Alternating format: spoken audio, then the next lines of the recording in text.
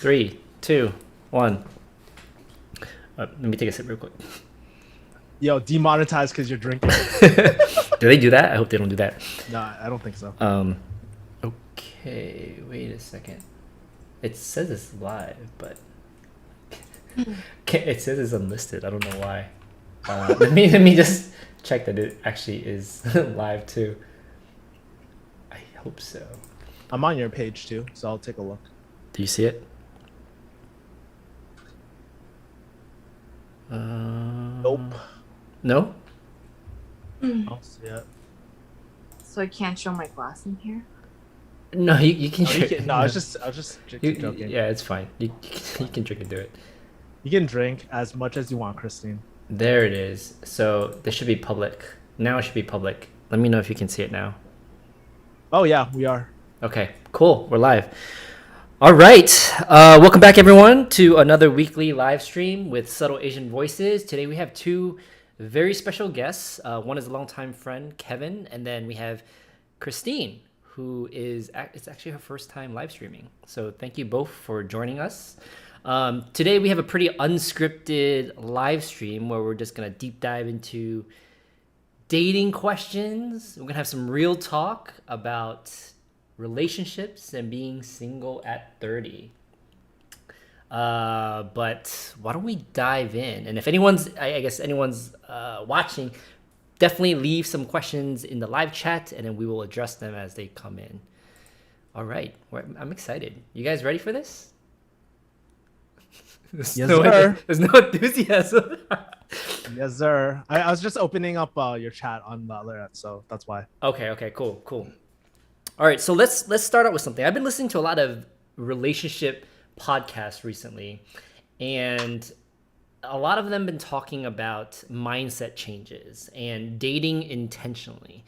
And with all of us here being over 30s, it seems as though a lot of that shift happens in your 30s. So why don't we start off with one big question in the very beginning to get us started. How do you feel about dating now in your 30s versus your 20s? Like, what are some of the differences? A very open-ended question. Like, do you like it more? Do you like it less? Like, what are some of those experiences? Either of you can start. Christine, would you like to start?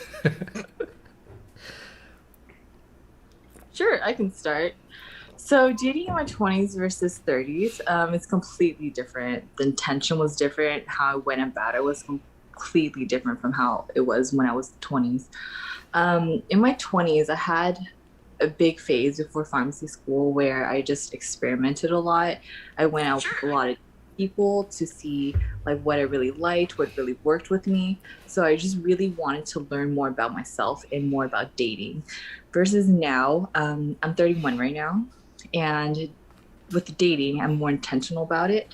I do know more about myself, first of all, and like what really works with me and what I really want in a partner, and how I go about it's completely different now. Before in my 20s, I used to meet a lot of guys at bars, at parties, and online through those dating apps. And now I meet a lot of people through through pharmacy, through friends of friends, and less so at bars. Okay. Yeah, it's really interesting that you mentioned that, Christine. Like the whole transition between the 20s and 30s. And keep in mind, I'm in my young 30s. I'm like 33, and I'm actually, to give people context too, I just actually recently got out of a breakup too. I was dating this girl for about 5-6 years, for quite a while. But it's really funny. In my early 20s, you guys will never believe this. I actually never really wanted to, dude. I just want to go straight into marriage, have kids. I thought I would, like, at 24, 25, I would be starting my family. Obviously, that did not happen whatsoever. And then I started dating, and then I got burned. I got really, really jaded, honestly, like through bad relationships, like maybe like the relationships I got cheated on or things like that. And then I don't know, the inner, I'm not gonna lie, the inner fuckboy in me. I know you're trying to avoid swears on this channel, Brian, but That's fine. inner Let it out. started coming out, and I was like, dude, I just want to. I don't know. It's not like an ill intent, like I want to hurt other people, but I was like, what is the point of like monogamy and all that sort of stuff? And I want to explore that a little bit more. And then also, I got really bitter from my relationships too, and I just started focusing on my business, on my own work as well. And so, like for the longest time, even up until recently, I never really wanted to commit. I didn't even see the point of like things like marriage or anything like that. I went super red pill, honestly. Um, but I think after this, like this recent breakup, I realized that, if I really do want a family or anything like that, I mean, it sucks being alone, honestly. And I think at this point in my life, I'm just more focused on a committed relationship rather than these like flings and all that sort of stuff too. So that's kind of like how my evolution of like dating my 20s through 30s like roughly went down as well. So, question to both of you guys: do you feel as though you were more serious about dating in your 20s? Like, were you dating just to date, or were you dating to like for marriage? It almost sounded like Kevin was dating to find a wife until he got burned in his 20s. Did I mischaracterize that? Is that No, that's absolutely right. I I got burned and I was like, dude, I just want to be F boy. which is kind of flipped though, right? Like it almost sounded like you were very serious about dating in your 20s, looking for a wife, Yeah. and then you got burned, and then you were just like being a fuckboy in your Yeah. later age. Okay, okay. So what about you, Christine? Is that like the opposite for you then? It almost sounds like you were. It was the opposite for me. So in my family, we had a lot of I had a lot of cousins who went to medical school, and so I knew that I knew that I would be going to medical school too. And so I kind of put off more serious dating until I actually got into pharmacy school. And so before that time, I would just date just to have fun. And so the traits that I would look for when dating in person is completely different now than um, Mm. am like looking for a more serious partner. Can we? That's a interesting topic there. Can I ask both of you guys, because you just mentioned traits? What kind of traits were you looking for in a potential partner in your 20s versus what are some of the traits you're looking for now in your 30s? Let's start with Christine, since you were just mentioning that. So in my 20s, I would always look for someone who's very physically attractive. That was my top requirement. And it would always be first based off on the looks and whether or not they were really fun and that we could have like just fun together. I didn't really put too much focus on the traits that would make someone a better partner. Like if they were really caring, if they were really understanding and patient. None of that really mattered because I kind of knew that I didn't want anything more serious and more long term. And just physically fit, that was honestly all you were looking for? That was up there. Um, Okay. Fitness and health and fitness is it's important to me now even. But in my earlier 20s, that was definitely high on the priority list, whereas now it's not as high. Okay. And then what are the traits you look for now? And then we're going to switch over to Kevin. Now I look for someone who is more mature, who has a good understanding of himself, who's willing and able to compromise and to listen and to empathize. Because I really believe that in a relationship, what makes or break a relationship are the more difficult times. If they can't withstand, if they can't bend without breaking the more difficult times, then of course it wouldn't last. Like good times are always good, but how will someone show up for you when times are hard and when you really need them to? And then we're asked the same question to Kevin. And before I do, I don't know if Christine has the live chat open, but in the live chat, Judy says, I agree with her. Which is you. I was definitely more superficial in my 20s. I think everyone is. Okay. So Kevin, what about you? What kind of traits did you look for in your 20s? And then what kind of traits do you look for now in your 30s? Yeah, so when I first started in my early 20s, my early 20s when I wanted a waifu as well. I was looking for someone obviously I was like attracted to, but someone who was very kind to, like a very kind-hearted person, a very nurturing person as well. I don't know. I think subconsciously I was looking for someone like my mom as well. Like that's kind of like what I was looking for in a partner. But after I got burned, dude, I straight up wanted like ABG. I didn't even know what an ABG was back in the day, but I wanted ABG like quality as well, and I was like very attracted to the physical part. Not so much like someone who I could just have fun with, like who I could like joke around with and all that. But after dating a few of those girls, honestly, I always felt like there was something missing, right? Like I can't I we yeah, we would like chop it up and we have good times when we're going out and stuff, but that was it. It just felt so empty outside of that life. And so I think after going this through this more recent breakup, actually, you know what?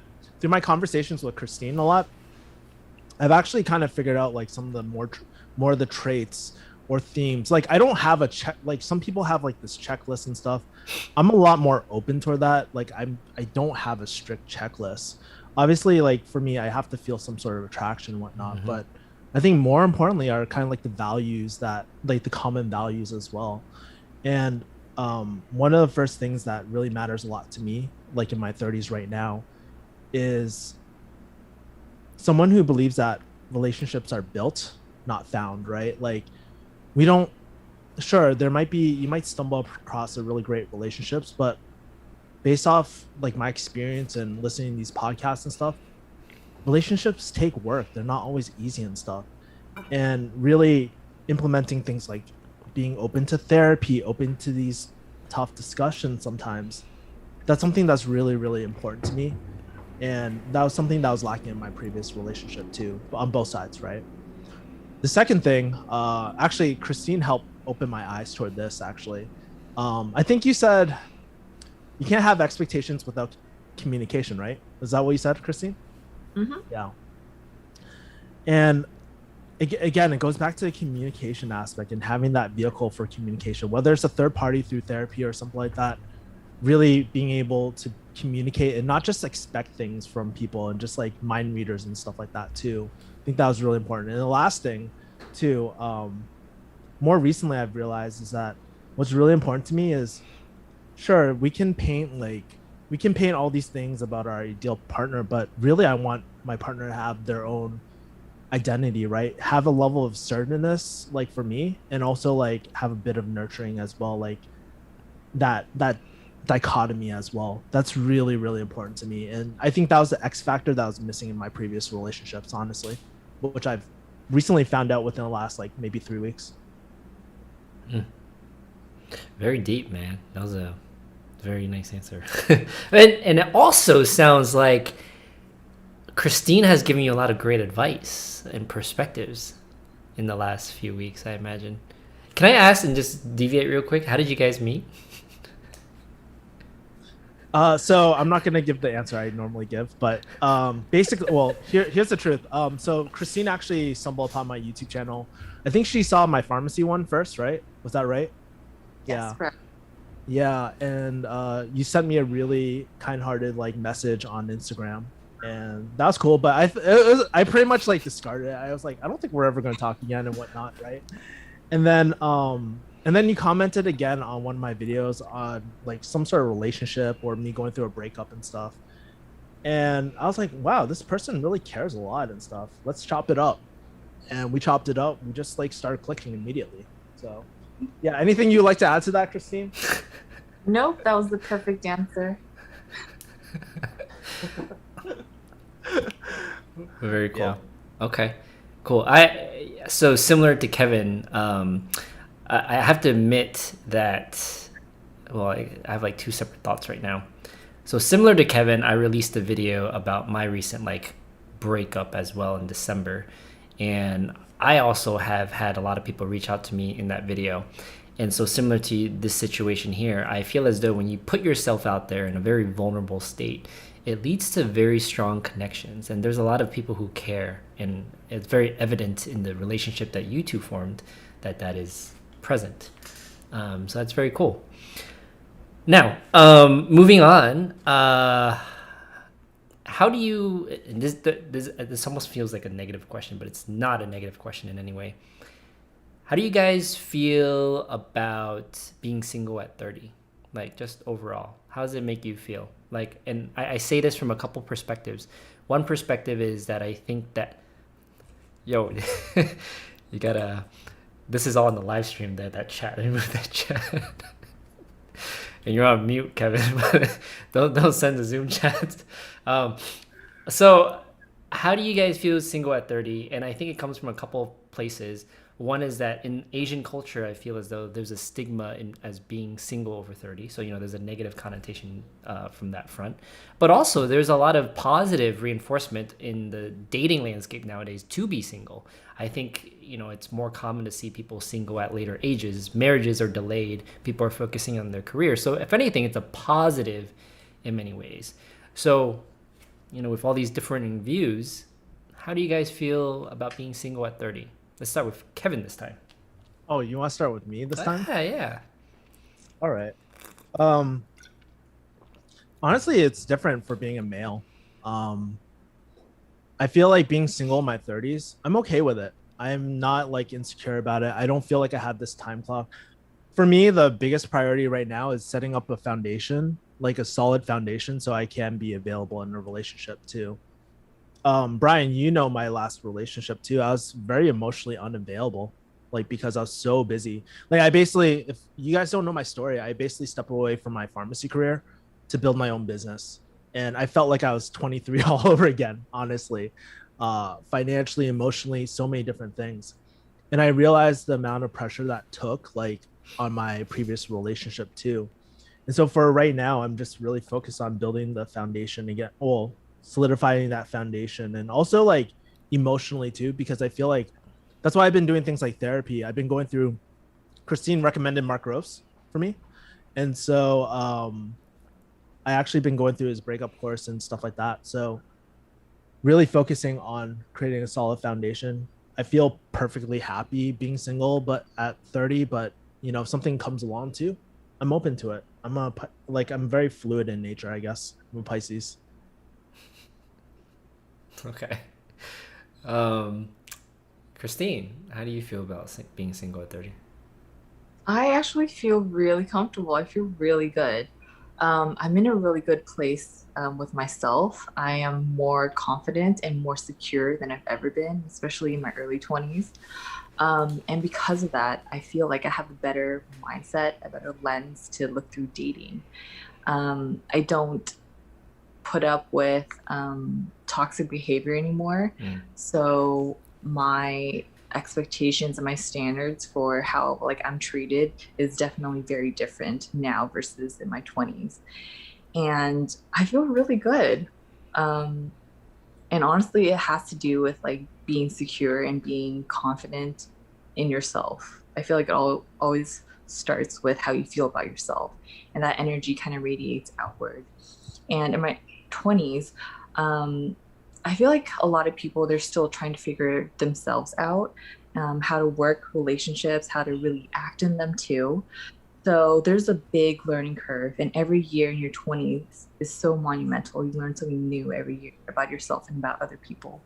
And so for me, like even now, I'm learning a lot too. How I am now is completely different than how I was in pharmacy school, and even after I graduated from pharmacy school.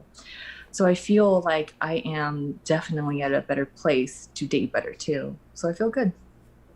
Okay, this is very good to hear. Like very positive. I would say the same thing too. Very positive mindset going to dating in your 30s. Okay, we'll move on to the next question. But before that, can I elaborate on one thing? Go ahead. Yeah, it's pretty funny that. So I was thinking about how I was in my early 20s and whatnot as well, and I think about like. So during that fuckboy phase and all that sort of stuff, like legit, when I got cheated on, or when those relationships didn't work out, I was so devastated.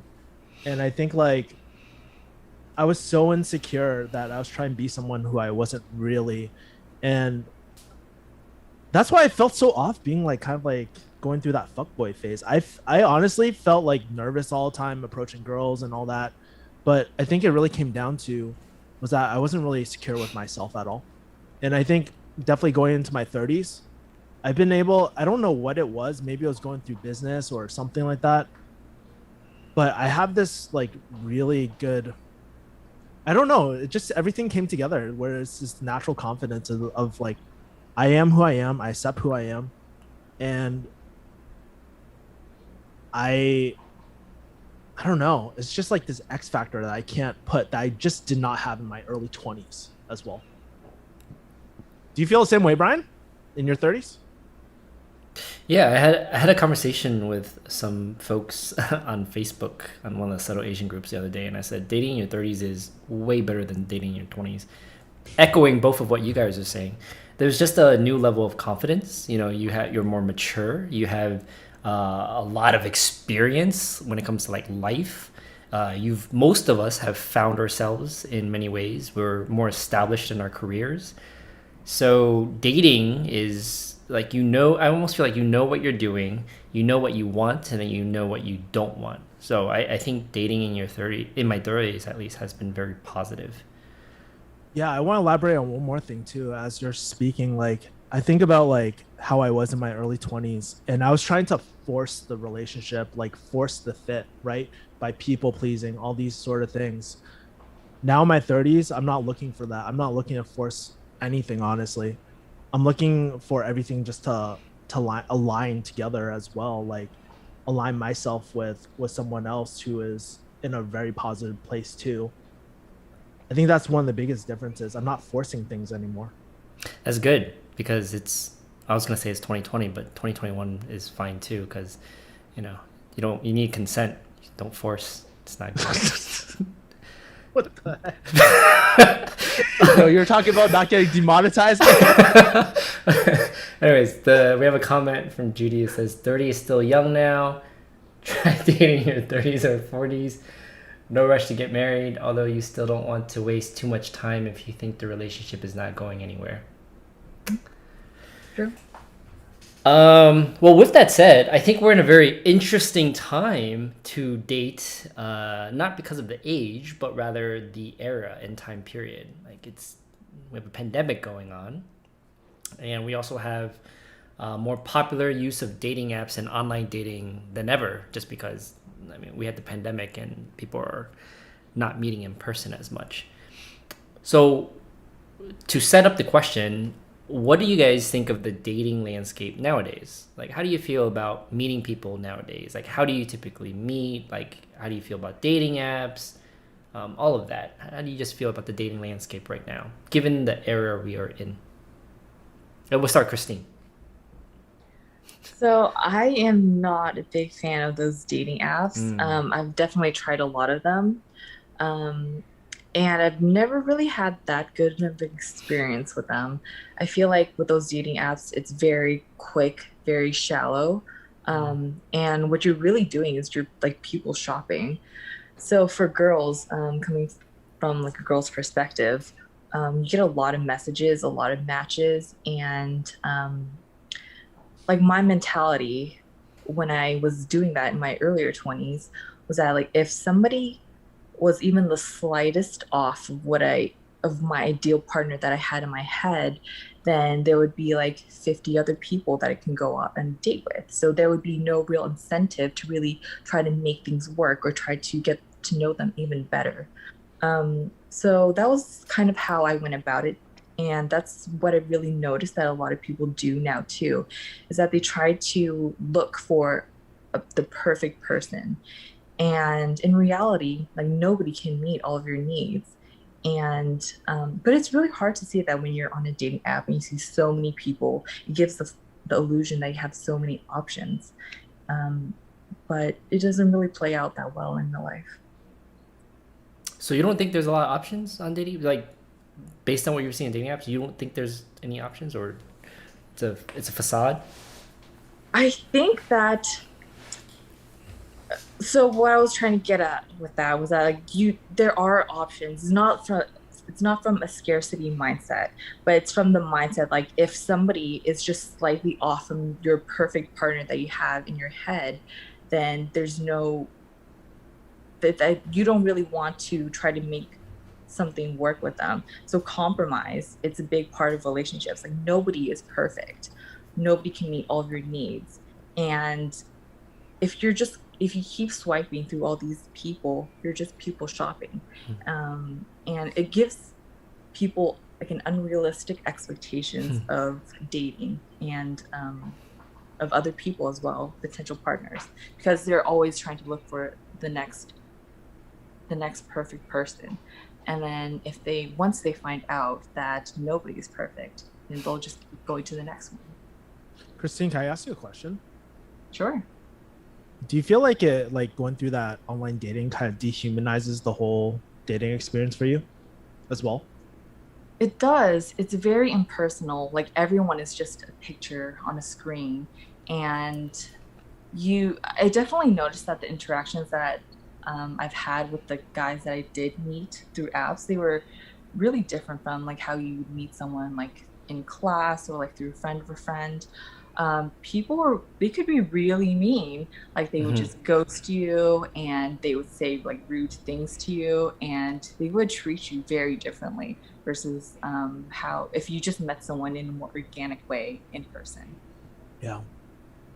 I guess like the there's two perspectives that counter that. One would be that given the time we're at, it is a lot harder to meet people in person. If anything, in the beginning of 2020, it was almost impossible because everyone just could not meet in person. So a lot of people resorted to online dating. And maybe broadly speaking, it doesn't have to be on dating apps. It could be just meeting people online.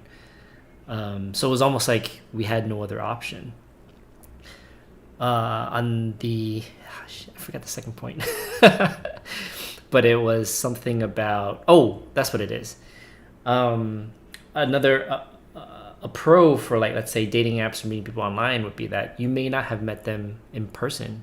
Like it opens up the options to meet people you may have never have met. So it's like, I feel like a give or take. Granted, I'm probably more the negative towards dating apps. I think people are very superficial, way superficial. Like you're like almost forced to judge people by pure appearances. And I think for that reason alone, I try to cut interactions on dating apps short and go right to meeting in person, because like there's body language, there's like your chemistry and vibe and all that kind of stuff. But what do you think, Kevin? Yeah, so I have a very unique like point of view too. I've never used dating apps. I never wanted to. And I also have friends who are like, yo, those people who say that they don't need dating apps or anything probably need them the most. One of my good friends said that to me. But I don't know, like, so I come from a very digital marketing background. And for me, it almost like, okay, we already know what gets clicks, like how to increase your swipe rate and all that sort of stuff. But there's something about that whole, like, essentially you're building this funnel. There's something that's so like, I don't want to say wrong, but that's why I asked Christine, does it dehumanize the experience from your end too, right?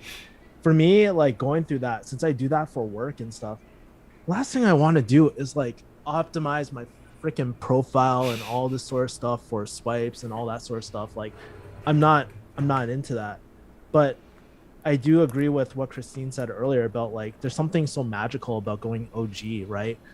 About organic, like that organic interaction. Even like, I know I'm different because like I have a YouTube channel and stuff, but even meeting people through like my content and stuff like that, it is so much, the interaction, like in my opinion, just seems like so much better than just like trying to like, it feels like you're cold calling all the time, right? Like just listening to other people, my friends' interactions. I just don't want to go through that headache. I already got enough to worry about already. And for me, I just like to go OG. And I think there's a level of magic of getting someone to know someone through that, through shooting a shot, through the way that we've been mating for ever since humans existed. I don't know. I feel like there's that certain magic to just doing things how we always done it as well. But I don't know. I could be tripping too.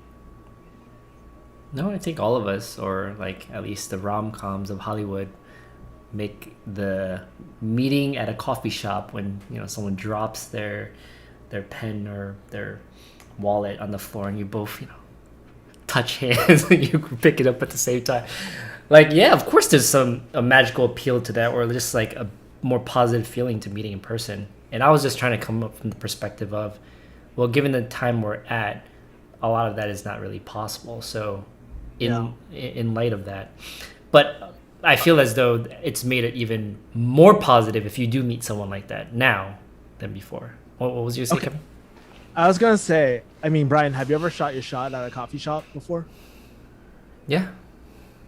Yeah, like, dude, don't you get a thrill from that? Like, just trying to see if you can find something in common with someone, and then seeing if they would be a potential match for you. For me, I find that so magical, and I find that so exhilarating, so fun, honestly, rather than just like swiping through screens and shit. Well, so here's a complete shift in topic in a way, and it's how I approach dating nowadays, and I try to tell my friends this too.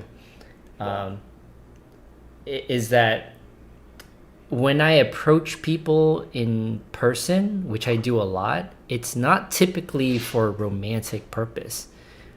Now, if someone's really attractive, that's probably a contributing factor. But I think that what has made dating so enjoyable, because some people say dating is not enjoyable, what has made dating so enjoyable is because I don't intend for anything romantic to happen. I'm just genuinely curious about meeting new people, their experiences, and their perspectives on things. And then if you vibe, then cool, you can explore something more. So when I approach people, it's usually for that purpose, not really because you're for any romantic purpose. Yeah, I totally agree with that. It's just like, dude, just meeting new people, and I think like everything else will just sort its way out. Even when I'm like talking to people at coffee shops, my intent's not to like, yo, I want to sleep with them like right away. How fast can I get this right?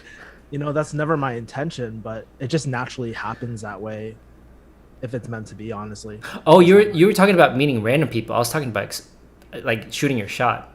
Yeah, shooting a shot at with random people. Yeah, you used well, it was a coffee shop, so I thought you were talking about espresso shots. But Cafe Loop? No, just kidding. Yeah, save that for another conversation. Anyways, so yeah, what do you feel about that, Christine? In terms of like, have you ever approached someone at a coffee shop or anywhere in public, and has anyone ever approached you in public, and how do you feel about that? I have not approached anyone, but I have gone approached before at places like that, just like at the grocery store, coffee shops, just out and about a lot, especially in California. And I think it's great. I definitely appreciate that it takes a lot of courage to go up to someone and strike a conversation, especially because not many people do that now. And so I always try to be like really nice and try to do like stay with them to have a conversation. And I am with you guys on that. Like, my mindset has definitely shifted a lot from my 20s versus now. In my 20s, I used to go out with guys with the intention of like getting into a relationship or like dating them just to date them. But now I approach it more as like a friends first perspective, and to build a solid foundation of friendship and trust and respect before or if anything happens after that. I definitely resonate that. That was my intention if I started with Kevin too. We got to build that friendship base. What you try to do? You try to shoot your shot at me? Well, we got to build the friendship base first. So I've been working on that. But yeah, so funny. So since we are all pharmacists here, I had a quick question.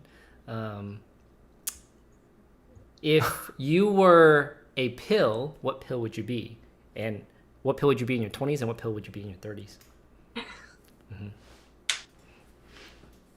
Christine, we'll start with you. What kind of... Oh, sorry. I meant to mute myself. Is that too hard? I think in my 20s, I would probably be... that's an interesting question. I've never been asked that before. I don't even know what I would say. I should have thought of my answer. Yeah, what pill would you be, again, as it pertains to dating? What pill would you be in your 20s and what pill would you be in your 30s? In my 20s, I would definitely be some type of stimulant. Versus now, I'm more of a.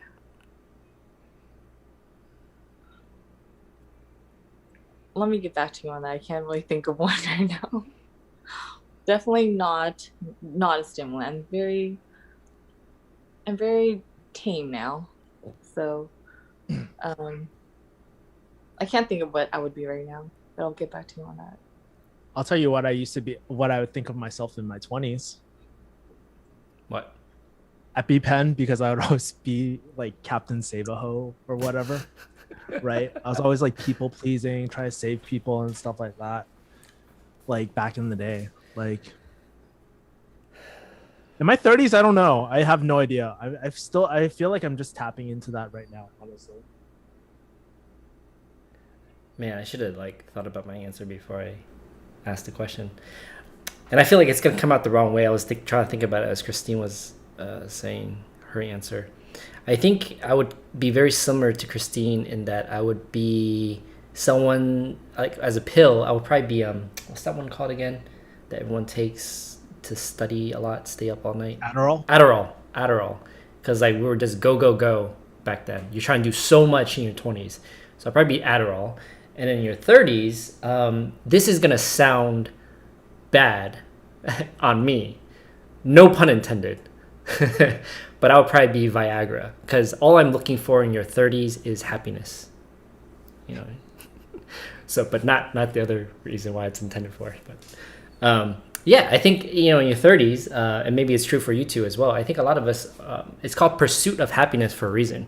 You do things not because there's a societal expectation, but you're just truly looking for what fulfills you and happiness. So Viagra is what I would pick in your 30s. You know what I was thinking about? Like some of my friends in their 30s and how some of them want to start families before that 35-year-old like mark as well, that milestone for a lot of people. And I feel like some of my friends are in that plan B. Like if they were to choose a pill, it's plan B because they're just trying to like, I don't care what I get. I just want someone to mate with so that I can have kids and stuff. And to me, that's just like, I'm not, no judgment, but I just like, I would not want to be in that position. Like, I'm very grateful that I'm a dude. I don't really have to be in that position in my life, but, in my opinion, I wouldn't want to start a family that way if I were to start a family like that.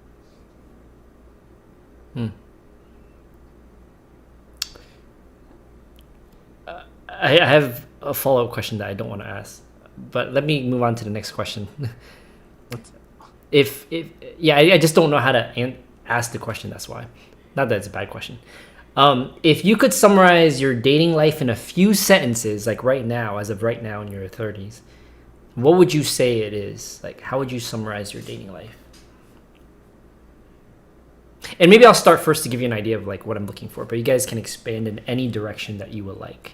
So if I were to summarize my dating life in a few sentences right now, is that it's about finding genuine connections with people that can elevate your life or add a net benefit to it.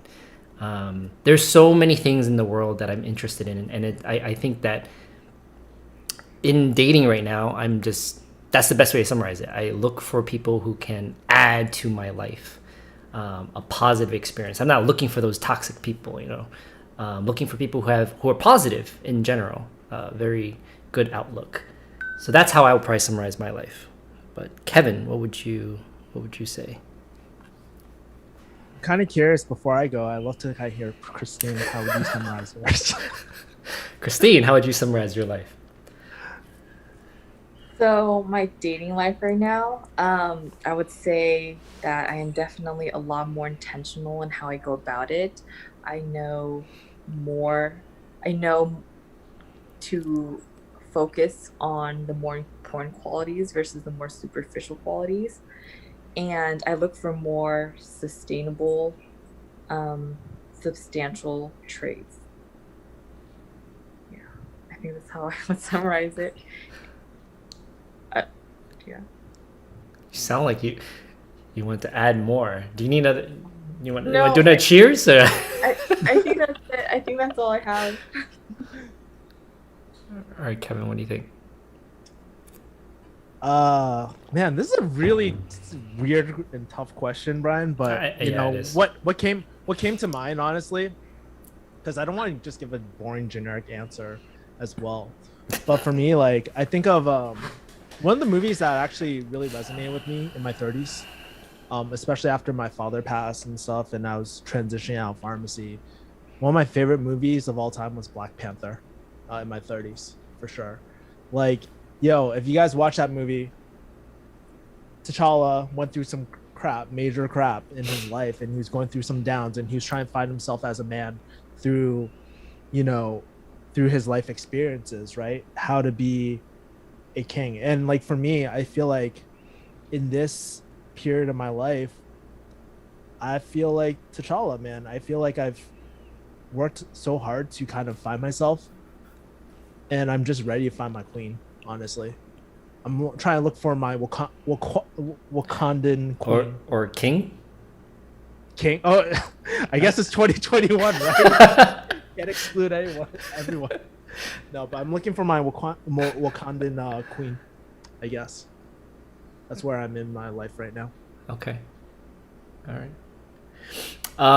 Would you both say dating in your 30s have made you more picky or less picky? And why? Let's start with Kevin. More picky or less picky, you said? Yeah. Honestly, I think for me, it's less on the other person. It made me really think about like, what's the right word? It made me really want to step up my own game. So like in terms of who I want to be in a relationship, I don't really think about like the other person right now. I'm just thinking about myself in terms of, okay, if I want to attract like a certain type of relationship, who do I have to be to step into that relationship as well? That's like one of the primary thoughts as well. And after going through my recent like breakup, I realized like there was a lot of things that I messed up with, like that I needed to kind of step up with that I didn't. And so I think like when it comes to picky, I've really kind of thought about how to elevate my game up a lot more so I can be someone there, a true partner, not just like a selfish asshole all the time. So yeah. Okay. What do you think, Christine? I would have to say I am more picky about the right traits in a partner and less picky about more superficial, less important traits. So the less important traits include like how tall they are, what their job is, like the friendship circle, their sometimes like their hobbies too. Their hobbies? Wait, that just completely threw me off. Like, what kind of judgmental thing could you place on a hobby?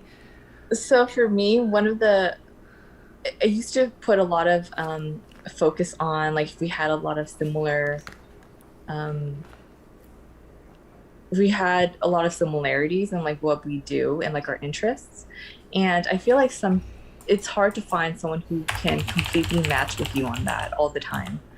So I found that like compromise is a big part of finding a good partner. And compromise doesn't necessarily mean that it's a bad thing. It doesn't mean that you're lowering your standard.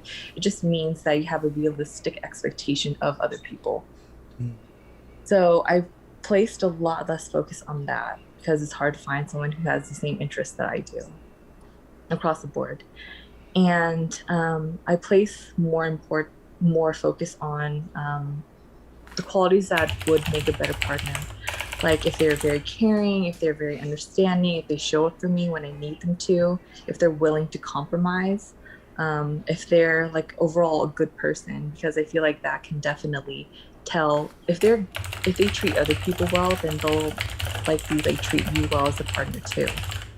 So it's different. I place a lot less focus on stuff that doesn't really matter in the long run.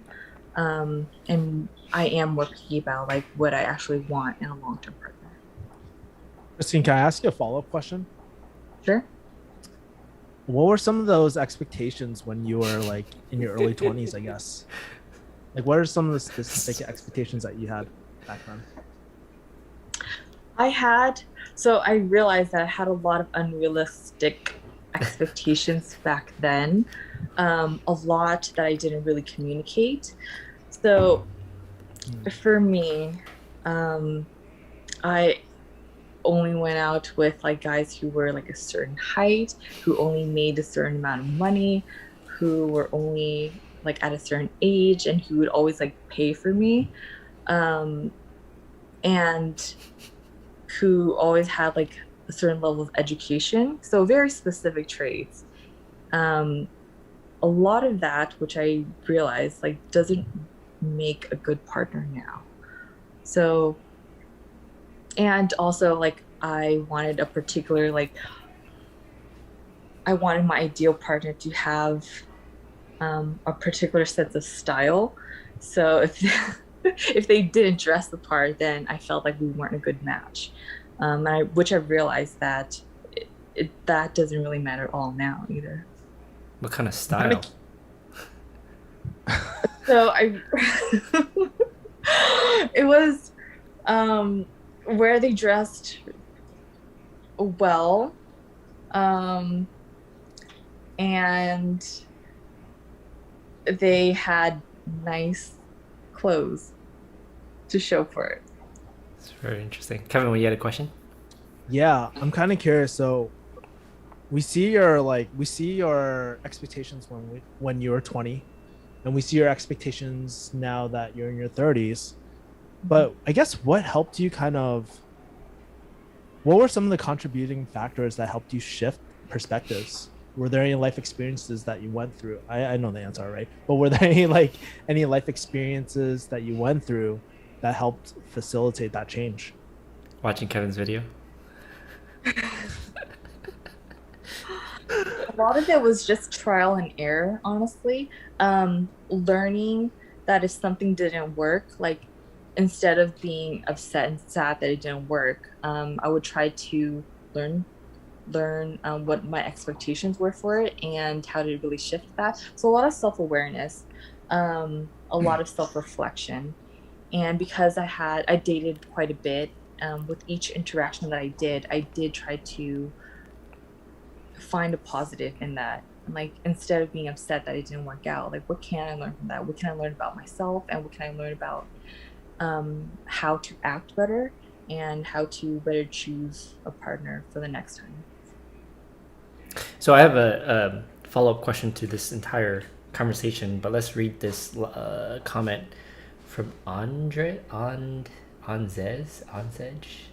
I think it's difficult to be close with somebody you love. There are people who are dead inside, who can't express love because they are afraid of being rejected at beginning. Super deep. Asian dad syndrome. Yeah. So I think the follow-up point to this whole conversation, and this is something that I struggle with quite a bit, is in conversations with a lot of friends, it seems as though it's a struggle in general, especially as you get older. So it's kind of a follow-up from the being picky or not. It seems as though the general consensus from my friends is that people are more picky because you know what you want and you know of what you don't want. So in essence, that pool of potential applicants shrinks. So you're more picky in that sense. Now, with that said, there's also the whole idea of time is valuable. And if you know something's not going to work out, you're like, I'm done. You're not going to waste your time.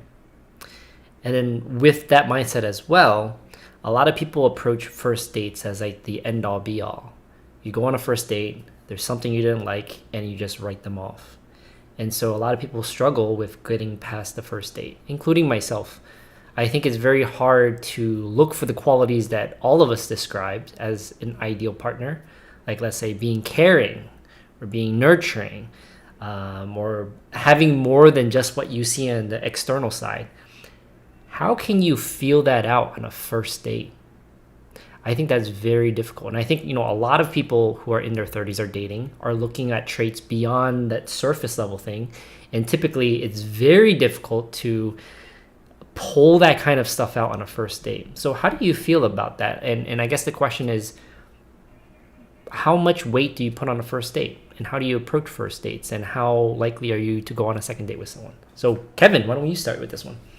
I don't think I'd be good to ask this question because I haven't been on like a first date in a while. Since I told you I've been in kind of a relationship since 5 years, so I think Christine would actually be a better person to ask.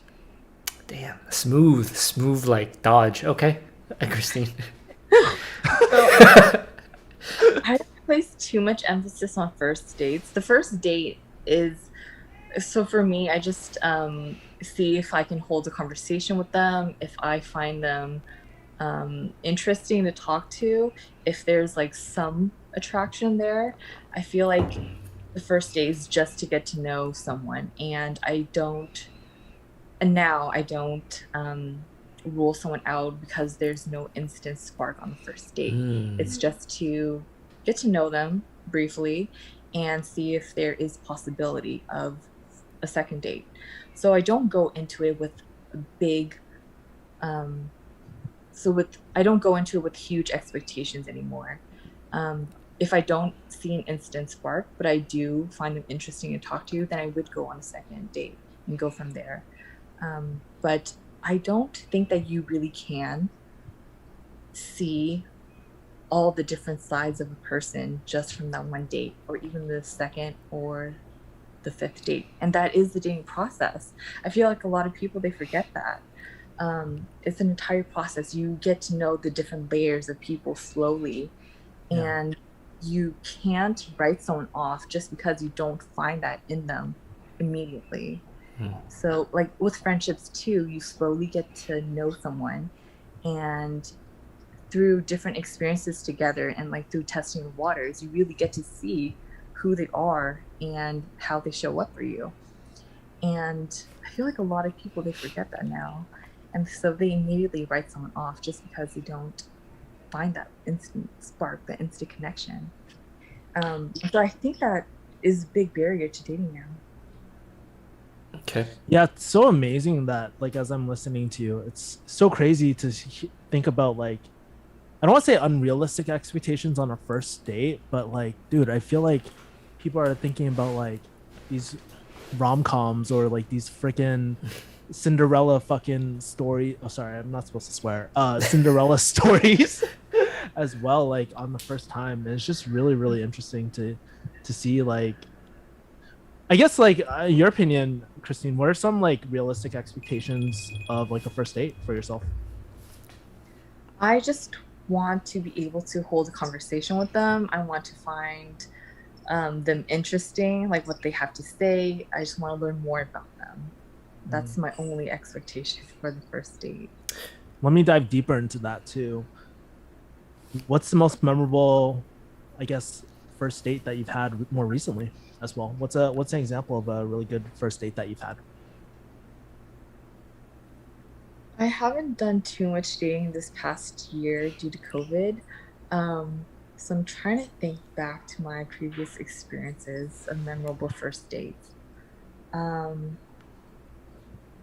I'm lucky in that I haven't had too many terrible first dates. So what I would consider is a good first date is if we just have some type of connection, if we're able to be fully ourselves with each other.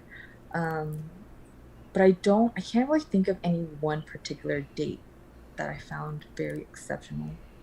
But I don't expect that. It's not a bad thing. I'm like the opposite. I feel like my detriment is that I expect somewhat a lot on a first date. All of the first dates or all of my exes that I had, I guess, I don't know, maybe that's a moot point because they're exes, but every girlfriend that I end up having, the first date blew up. Like it was one location, one specific date and time, and then the date will go on for like 8-9 hours. We go from place to place, like it just doesn't stop. Time flies by. So I have very high expectations on a first date, and I very frequently write people off after a first date. But less like now. But I am curious. What is something that someone can say that would be a turn off, but so turn offs on a first date where you're like, yeah, maybe not a second date. And then what are some things that people could say that are not a turn on, but like an interest? Like, oh, this person is interesting. I would like to see them again. What are those things for you, Christine? But let's start with Kevin, even though you haven't went on a first date. But I would like to know, what do you think would be a turn off and a interest? Like, what would make you want to go on a second date with someone? What do you think, Kevin? Yeah, for myself, I feel like I get bored really freaking easily, honestly.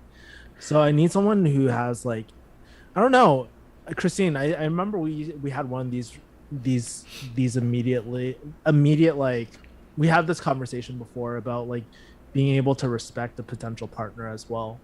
And I think having a bit of like uniqueness or just personality, like if you don't have that, is so boring. I cannot see myself like long term in a relationship. So I think that's something, but I'm not a good person to ask, Brian. I don't know why you're drilling me on this, man. Yeah, but you're gonna go back into the game. So like, what are some things you think would be interesting to you or not interesting to you that would be a yes or no to a second date? So I'm a very like feeling type of person. I don't really have like, It's the vibe then. It's the chemistry. Like you would know.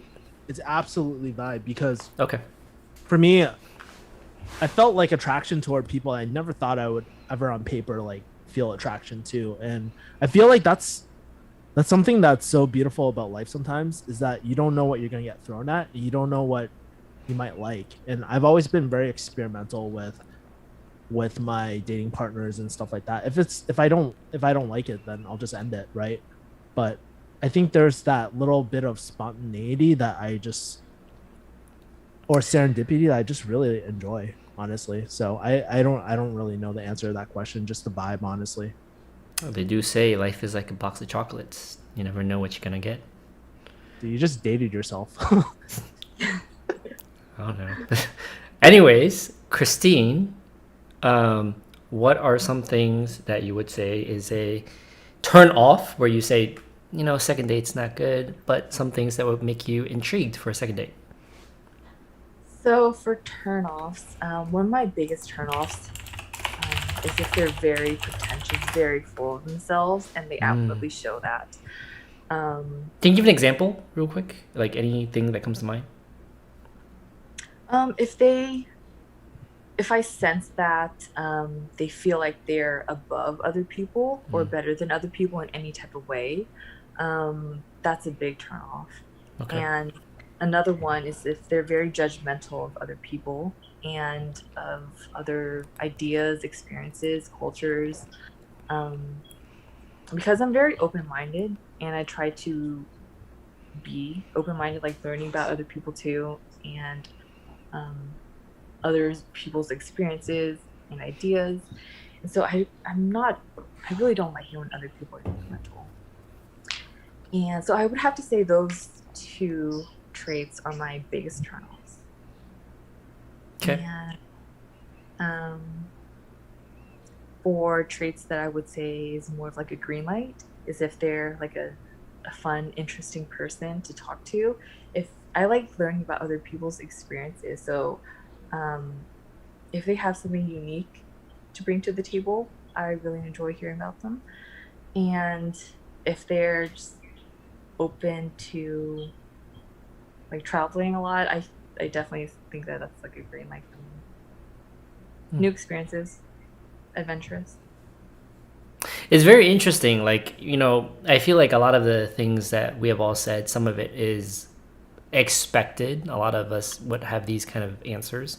For example, just like what you were saying, being pretentious or being judgmental is a very common turnoff, I think for anyone. At the same time, there's definitely a fine line between being arrogant and being confident. And I would say there's like a strong attraction to people who are very confident in themselves, but not overly arrogant. So it's very interesting. I don't know where I was going with that, but I think it's fascinating. Like it's a fine line. Um, so we typically end the live streams at the hour mark, and surprisingly, we've actually hit 59 minutes. It's been a while. So maybe we'll ask one more question to kind of wrap up the live stream. And I don't know what this question is because I ran out of questions. But let's go with what should we go with? I don't even know. Want me draw a random question from my card, from really your quick? from your what? From my card game really quick. What card game? It's called the Confessions game. There's a bunch of questions. Do you want me to draw one about relationships? Sure, why not? All right. Hopefully we get a juicy one. All right, cool. Ooh, this is actually a really good one. It's not one of those lame ones like we picked before, Christine. So I'm not sure if you can see it, but what mistakes would you want to avoid in a future relationship? Ooh, that's a really good one. Okay. Christine, why don't you start?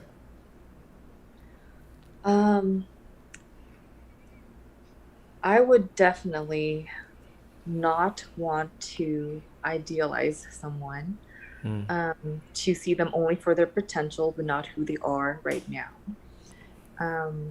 To create a reality that hasn't even happened yet, because I had a tendency to do that in the past.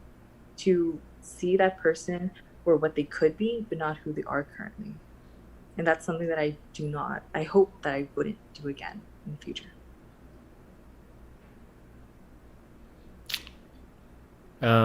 Maybe I'll switch it up this time. I'll go and then I'll let Kevin go afterwards, so Kevin can wrap it up at the end. So, Always love wrapping up. Yeah, it's good. Make sure you do. So that I think avoid mistakes. I would say that I've made the same exact mistake in all my relationships, which has always ended in the relationship ending. And that is not prioritizing the relationship. I feel like this is a very common thing that seems to occur. And so I feel as though it's very common, and Wong Fu actually has a short on this called Crossing Point. It's very common that in the beginning of a dating phase, a guy's interest is up here and a girl's interest is down here. And as the dating phase matures, it comes to this phase, like a crossing point, where the guy's interest slowly dies and then the girl's interest continues to go up. And at this point, this is usually where, you could have been established a relationship already, like your girlfriend or boyfriend or whatever. But at some point, it hits this crossing point and it goes this way, where the girl is very invested and the guy just becomes less. You start taking the girl for granted.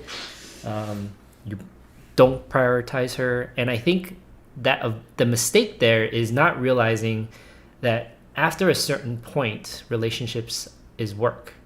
Like, you have to actively put in the effort to invest in the relationship and keep it going. It doesn't cruise. You have to put in the work. So I think the number one mistake is recognizing that, and avoiding that cruise control in a relationship. Kevin, you can wrap us up. Yeah.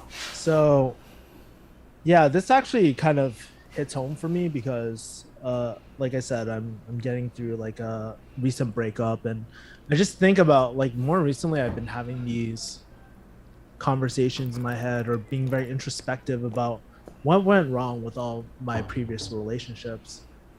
And I really think what it comes down to is level of commitment as well. I think one of the things that happened after one of my first few relationships is that I got burned really hard. I got burned really, really hard. I became jaded, super jaded. And that affected my level of commitment of being able to, like you said, Brian, put in the work into a relationship, right?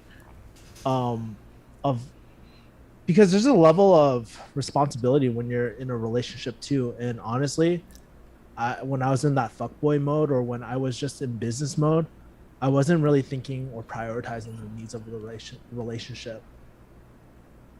And I think after everything I've gone through, like going through the same patterns for the last 10 plus years, it was after this breakup where I realized that I need to change. I need to prioritize, like, just like how I prioritize my work and my business at the moment, I need to prioritize my relationship life as well. And that's something that's relatively new that I've really been focusing on in terms of making sure that I'm in a good place or making sure that I actually will prioritize time. Because you knew me back in the day, Brian. I used to be working like 24/7, like all the freaking time, and I would always get burnt out and all that. I mean, Christine knows me now. I take all the weekends off, and I'm like I'm a lot more, like I have a lot more space. And I think being able to commit that time and commit to a relationship, I think that's the number one thing I'm going to prioritize in the future, in all my future relationships. So yeah. Man, whatever you have, I need to buy that question deck. This was a very good question. Okay, well, go ahead. What were you saying? By the way, this confessions game box, it does have a question saying how many times do you masturbate in a day. So I'm not sure if it's the best game for you, Brian. Probably not. Maybe I need to avoid that then. Okay, well, we're gonna wrap up the live stream now. Thank you both for tuning in. I think this was like a very fun and enjoyable conversation with the both of you, and I think a lot of our viewers would find value in these kind of conversations, all unscripted, just off the top of our head, kind of things like that. So thank you guys for tuning in again. We're gonna be live again next week with another live stream, and we'll see you all then. Bye.